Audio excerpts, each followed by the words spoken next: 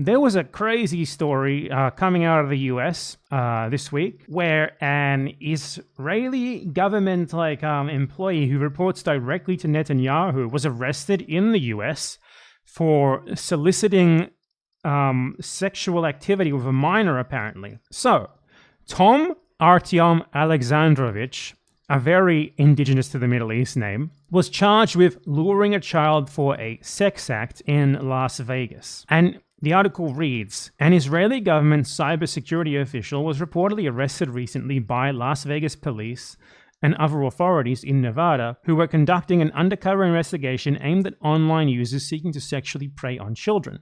He faces felony charges of luring a child with a computer for a sex act, alongside several other suspects who were apprehended during a 2-week sting operation. The Las Vegas Metropolitan Police Department said in a statement published on Friday.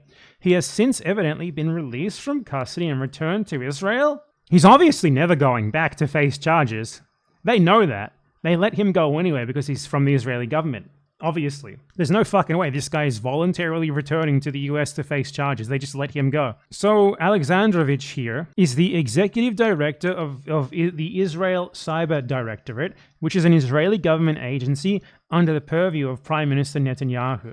So this guy is directly reporting to Netanyahu, directly connected to him. This has also been confirmed in Israeli media, though they're kind of downplaying it, with Ynet, which is a genocidal right-wing Zionist outlet, saying that an employee of the Israel National Cyber Directorate was interrogated while he was representing his country at a professional conference. That employee has returned to his hotel and flew back to Israel 2 days later. Israeli officials downplayed the incident, saying it carried no political implications and was resolved quickly. Except he is actually charged with a felony. They try to make it out like he was questioned and then released, but he was charged with a felony.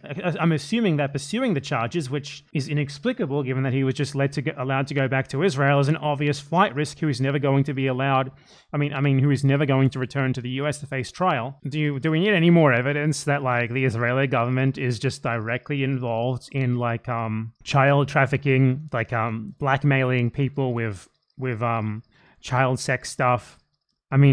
Epstein's connections to Israel are already very suspect, if not outright proven, but this sort of thing makes it very hard for them to deny that something's going on there. Have the Nevada police commented on this? No, apparently this is a relatively new story, so there's not really much on this aside from what we just read. Maybe by the time you see this video on the second channel there will be. But so Israeli government officials can go to the US and just solicit children for CSA, and they are just allowed to return to Israel safe and sound a day later, as if nothing ever happened.